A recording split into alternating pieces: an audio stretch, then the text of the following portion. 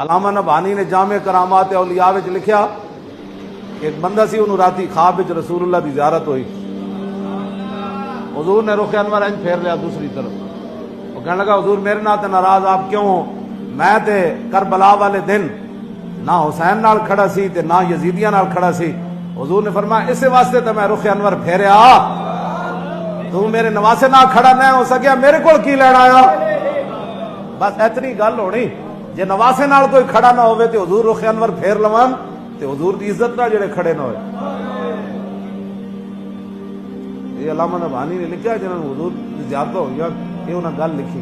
ہاں جڑا امام اس فرمایا تو تے تماشے ویکھدا رہیا میرے نواسے دے، تو بھاویں یزیدیاں نال نہ کھڑا ہویا لیکن میرے نواسے دا تو تماشا تے ویکھیا نا، تے میرا تیرے نال کی تعلق؟ جا بس اتنی گل ہونی۔ ہاں اج جڑے کھڑے نا تماشے ویکھدے ہو جی تے مولویاں دا کام ہے جی ناموس رسالت، تیرا کی کام ہے حضور دی شفاعت لینا؟